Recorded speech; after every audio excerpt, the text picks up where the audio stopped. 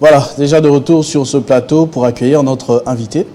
Il s'agit de monsieur Patrick Makanga, que vous avez déjà eu à rencontrer ici, surtout face à moi. Je crois que ça doit être la 3e ou 4e fois déjà dans cette tranche matinale.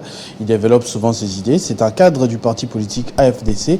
Et comme vous pouvez bien vous l'imaginer, ces idées-là ne sont pas restées que sur le plateau. Il est allé, il a rencontré aussi des électeurs, il a rencontré la communauté, il a rencontré les Congolais, les Quinois, il a exposé son plan et il a été désigné dans son parti, notamment candidat député national, circonscription électorale de Tchangou, numéro 665. Et il va avec nous rappeler justement ses idées. C'est à lui que j'ai dit bonjour et bienvenue. Bonjour et merci beaucoup pour l'invitation. J'espère que je n'ai pas déjà tout dit, que vous avez encore beaucoup à dire. C'est vrai que moi, j'ai quand même quelques prémices déjà de vos idées. En général, je sais comment vous réfléchissez, surtout pour le Congo. C'est très important pour vous. Vous êtes un soutien à Félix Tshisekedi. Vous croyez en sa vision. Vous l'avez défendu plus d'une fois ici sur ce plateau. Donc, je vous dis bienvenue et bonne chance d'entrée des jeux. Merci beaucoup. On va échanger avec vous d'ici quelques minutes. Déjà, il y aura la minute d'information. Donc, je profite pour juste faire quelques entrées avant qu'on parle du sujet vraiment tel qu'établi. Déjà, 665 comme numéro. Vous avez échappé presque au scandale. Oui. Là, c'est vrai. 666 dans un pays comme le nôtre, c'est perdu d'avance. J'ai rié avec mes amis qui me disaient, mais toi, il suffisait que l'opérateur de saisie puisse faire un enter pour que tu te retrouves à 666. Mais c'est une bonne expérience, une belle expérience de pouvoir descendre, rencontrer différentes couches de population. Et bien, je vous dis, je ne manquerai pas d'écrire un livre des réalités de notre pays. Des fois, ça donne envie de pleurer. Des fois, la joie dans les cœurs. Je vous dis, je ne manquerai pas d'écrire ne fût-ce qu'une petite brochure pour essayer de partager mon expérience. En tout cas, c'est formidable. Des moments remplis de beaucoup de sentiments d'émotions, beaucoup d'émotions plutôt, de joie, de tristesse. Des fois, on se pose la question de savoir, mais quelle est ma raison d'être en tant que Congolais face à la situation que j'ai trouvée sur place, face à ce que j'ai vu. Mais quelle est l'action politique menée pour cette population qui de plus en plus devient ignorante et de plus en plus croupie dans une misère indescriptible. Le niveau de l'éducation a sensiblement baissé. Je vous dis, c'est une très belle expérience que je ne peux jamais garder ça pour moi-même. Je dois écrire ne fût-ce qu'un mot pour essayer d'étaler à la place publique la situation réelle de mon pays. Mais permettez-moi de vous dire que les acteurs politiques ont longtemps été absents dans l'existence des Congolais. Les Congolais, d'une manière générale, ont eu à démissionner de l'action politique. J'ai compris même certaines expressions utilisées, certains mots utilisés, voire même allant de dire que j'ai compris le sens de certaines expressions que nous écoutions. Quand vous parlez d'acteurs politiques démissionnaires, vous citez aussi Bahati Lukwebo. Non, j'ai dit... C'est un grand homme politique dans ce pays et a peut-être contribué à la détérioration de l'image. La règle est toujours générale. On dit, dans la généralité de la règle, il y a toujours eu des exceptions. Mais c'est un peu difficile que Bahati Lukwebo soit l'exception alors que c'est lui qui avait le plus d'élus, par exemple. Non, je vais vous dire une chose. Je vais vous dire une chose, par exemple. Si vous voulez parler de l'individu Modeste Bahati Lukwebo. Non, de sa vision. De sa vision. De son parti sa vision, politique, de sa machine politique. Mais vous vous souviendrez comment nous avons été marginalisés à l'époque du FCC, Comment on n'a pas voulu laisser les gens de l'AFDC occuper de postes de responsabilité pour essayer de pallier au problème des Congolais. Bon nombre, même certains de vos collègues journalistes disaient que non, ils sont en quête de postes. Pendant que l'AFDC étant une grande machine politique, nous étant parmi les partis ou soit regroupements politiques très proches de la population, eh bien, nous sommes épris de ces sentiments, de ce vouloir d'aider la population. Alors pour aider cette population, il fallait exercer des fonctions d'État. Il fallait exercer comme mandataire, comme ministre, j'en passe. Mais beaucoup de bon nombre de gens pensaient comme si notre combat était limité dans des postes pour des intérêts individuels ou soit personnels. Mais la situation sur terrain, je vous dis, ça reste à désirer. Moi, je suis de Tchangou. Je suis candidat député à Tchangou. La situation est invivable. En plein 21e siècle, il y a des Congolais qui boivent l'eau des ruisseaux. En plein 21e siècle, il y a des Congolais qui sont de plus en plus enclavés. Et pour atteindre, ne fût-ce que le boulevard Lumumba, c'est du vrai casse-tête. On va en parler. J'avais prévenu qu'on fera une pause. Non. Ça, c'était juste une petite introduction. Je sens que vous êtes très touchés. Et avec vous, on va en parler. Mais avant, je vais prendre la minute de l'information avec Madame Iselona de l'autre côté du plateau. Rebonjour pour la dernière fois d'ailleurs. Et bienvenue pour la minute de l'information. Bonjour Christopher. Merci. Merci de rester avec nous. Place à l'actualité.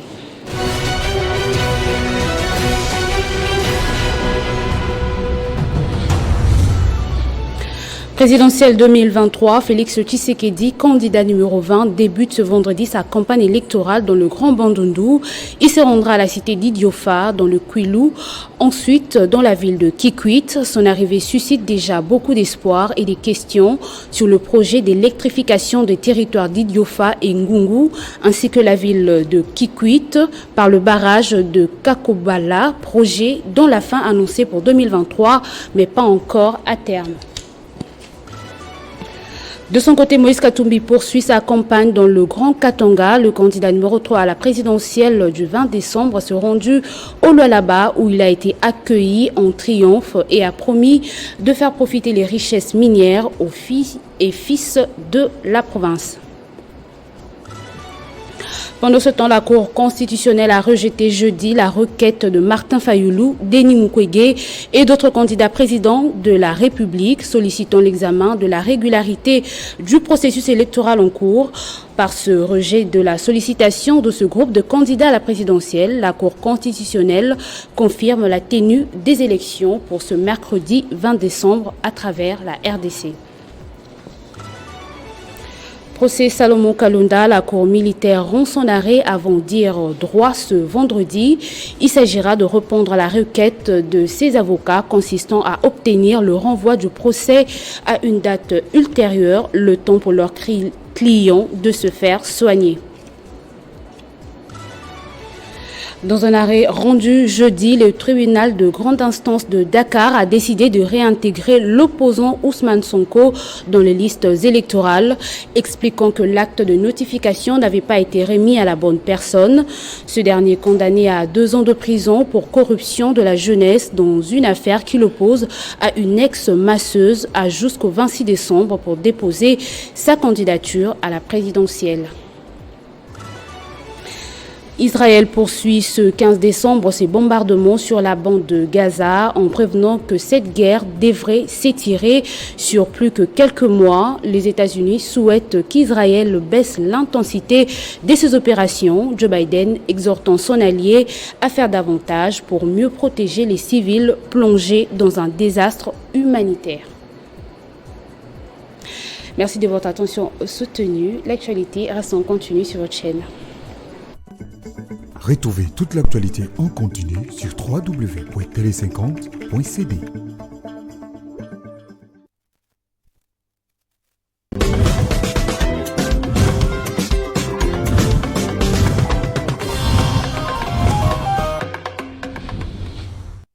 Voilà, de retour sur ce plateau, comme on avait commencé avec Patrick Makanga, pour découvrir qu'est-ce qu'il a pu bien voir dans le district de Tchangou qui le met dans cet état de choc, comme vous l'aurez remarqué, j'insiste, juste avant cette minute d'information.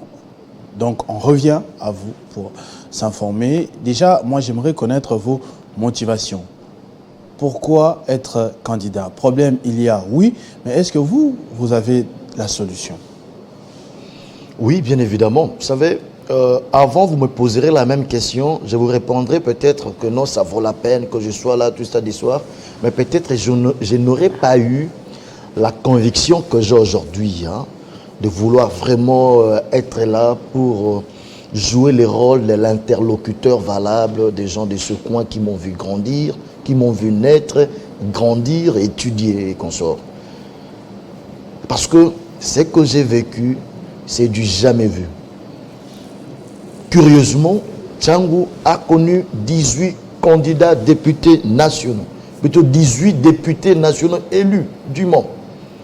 Mais ce coin s'est retrouvé dans les oubliettes. Donc, une des motivations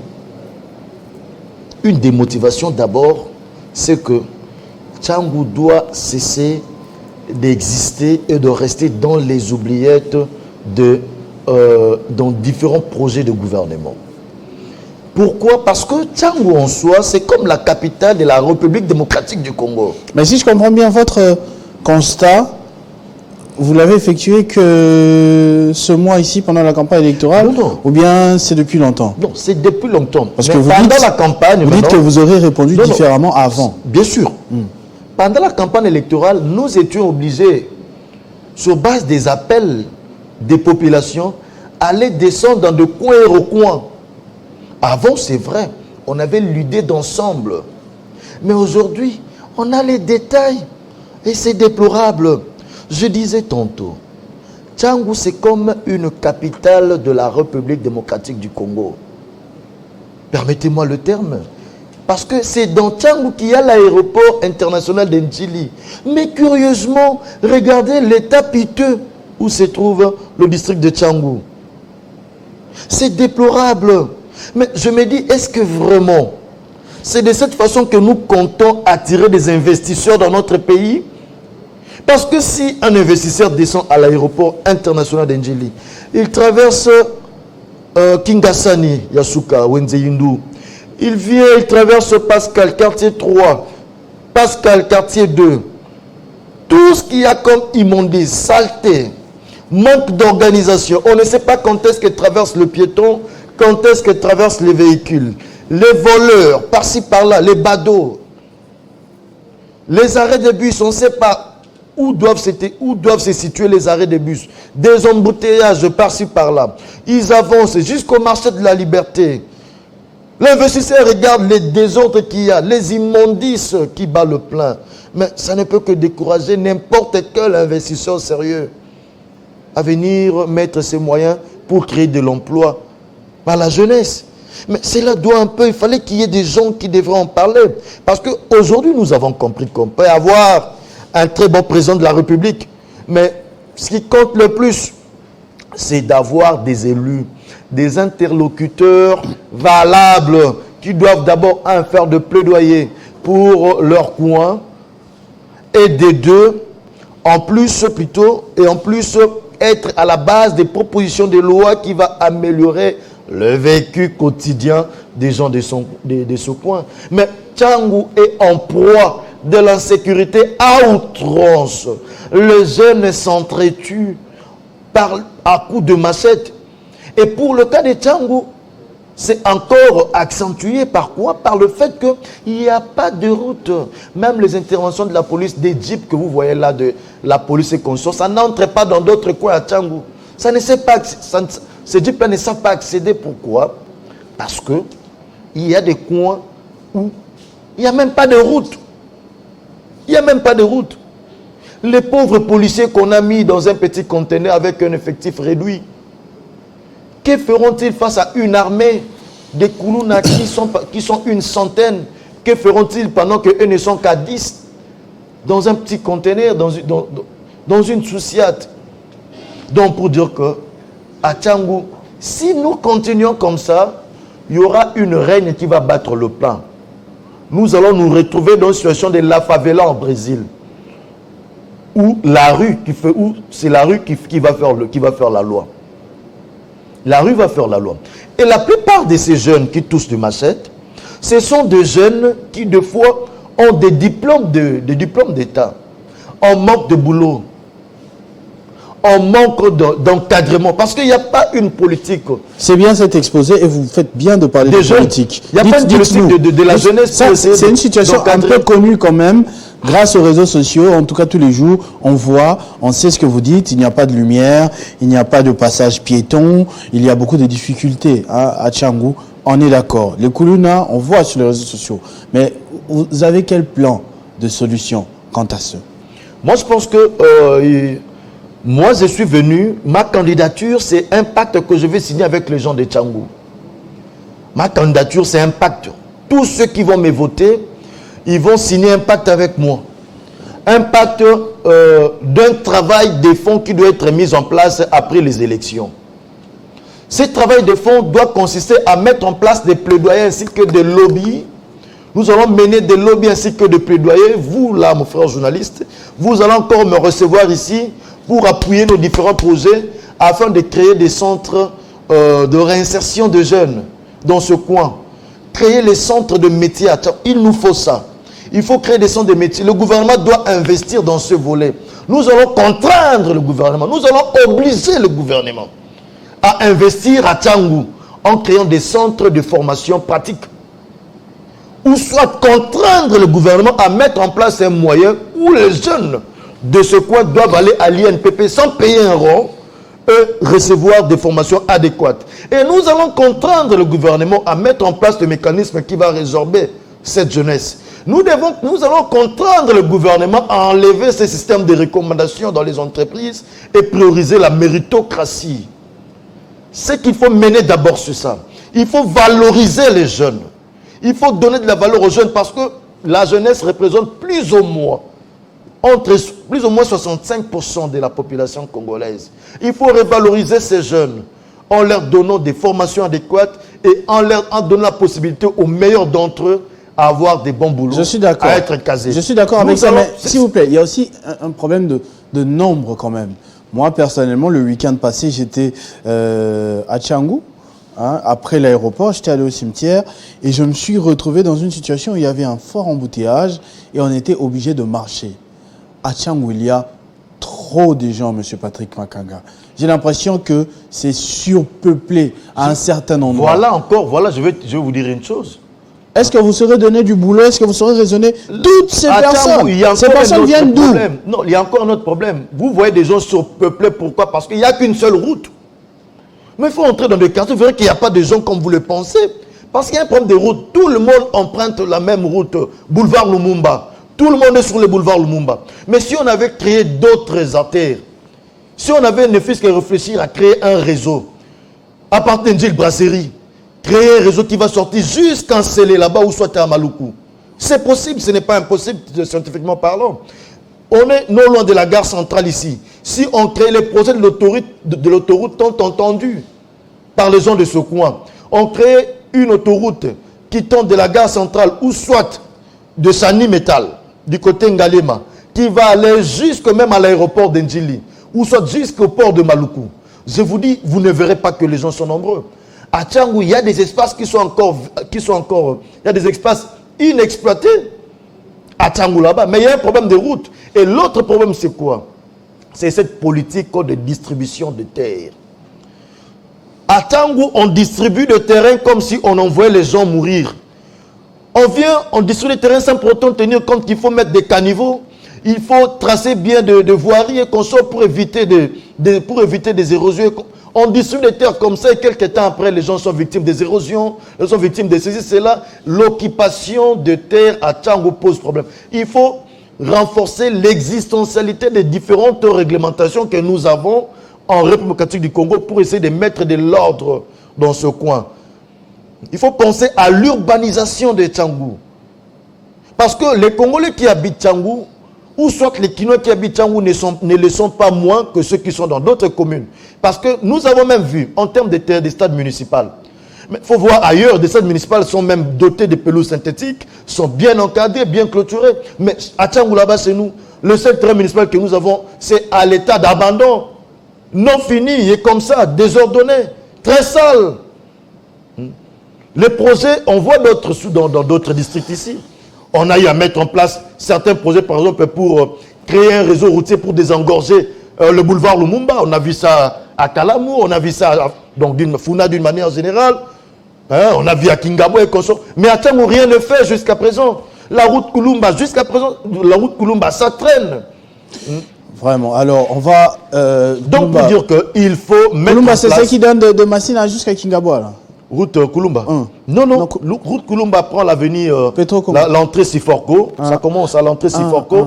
Maintenant, c'est limité à l'entrée Bekatef. C'est limité là, j'ai vu, à Taton, les travaux sont en train d'être faits. Pendant qu'à Tchangou, là-bas, toujours par exemple à Massina. Est-ce que vous êtes aussi renseigné sur ce que les autres élus ont déjà fait? Vous dites qu'il y en a déjà eu 18 depuis 2006. Hein? 18, il y en a qui partent, qui reviennent, il y en a qui sont là. Vous êtes renseigné sur les démarches qu'ils ont eu à faire pour sortir la population de cette situation quand même? Non, je vais vous dire ceci. Ils n'ont rien fait, rien. Je vais vous dire ceci. On ne peut pas primer quelqu'un qui a 1 sur 10. Mais 1, c'est pas 0. Hein. Non, je dis, on ne peut pas primer quelqu'un qui a 1 sur 10, même à à l'école. peut te coûter quand même la vie. Je dis ceci. 1 sur 10, on ne peut pas primer quelqu'un qui a 1 sur 10. Et les 1 sur 10, là, ça reste à désirer. C'est seulement, peut-être, c'est 1 sur 100. Raison pour laquelle, moi, j'ai dit à mes frères de Tchangou, parce que dans mes descentes, j'ai vu des gens émettre le vœu de vouloir non tolia, toliété, tomélité, tolatité et consort. Certains députés viennent les tromper avec des pannes indjouloukables de 8500 francs, de 8000 francs, leur donner des pannes soi-disant aux mamans pour les corrompre afin d'avoir leur voix. Vous devez savoir une chose. Avant d'aller voter le 20 décembre, ça je le dis, je m'adresse à vous plus particulièrement. Avant d'aller voter le 20 décembre, vous devez regarder la saleté qu'il y a sur votre avenue. Vous devez regarder l'état de délabrement avancé de la route principale qui vous amène là où, dans votre centre d'activité. Vous devez, là où vous êtes, avant d'aller voter le 20 décembre, vous devez regarder la quantité de koulouna qu'il y a dans votre quartier. Vous devez regarder, pour compter le nombre de fois que vous êtes tombé sur des motos. Moi, hier, je suis tombé sur une moto parce que j'allais à Mokali profond, les véhicules ne s'est pas arrivé. Je suis tombé sur une moto. Le nombre de fois que vos frères se sont brûlés des mollets par des tuyaux d'échappement de motos, le nombre de fois que vous êtes tombé avant d'aller voter, réfléchissez sur tout ça. Et votez utile. Ne votez pas ceux qui viennent vous corrompre.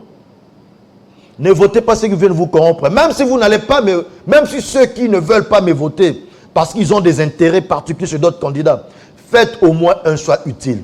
Moi, en tant que votre frère, en tant que compatriote, je suis venu vous faire une offre. Et c'est un pacte que je suis venu signer avec vous, les gens de Tchangou.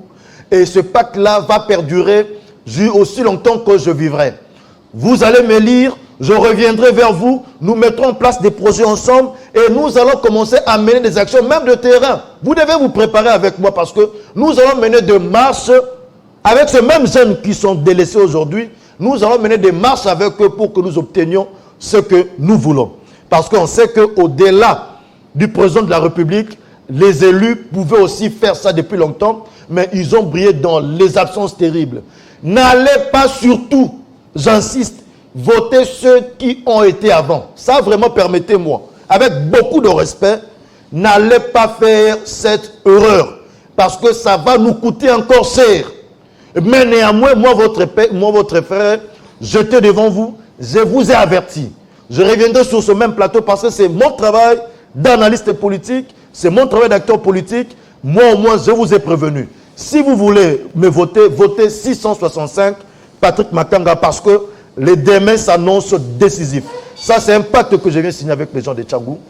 J'ai signé un pacte avec vous et c'est un pacte de développement, un pacte de transformation et de changement de Tchangou. Et j'en suis persuadé et convaincu qu'avec le concours de tout le monde, nous y parviendrons. Je vais vous donner aussi l'occasion de vous exprimer quand même en lingala, pas pour dire qu'à Tchangou on ne parle pas français, mais aussi... On est à Kinshasa. Oui, on est à Kinshasa. Si vous pouvez laisser un mot aussi à la population avant qu'on se sépare.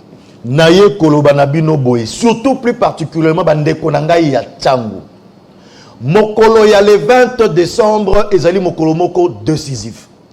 Biso na Tchangou tolingaka mingi ko sambela nzambe chaque dimanche, ba msuba ke ba kendame ba mercredi, ba mardi et consort. Mokolo ya le 20 décembre tant okende ko voter. Il faut que okokipe ko sala choix moko oyo malgré ba prière no pa nzambe yo moko milakeli mabe.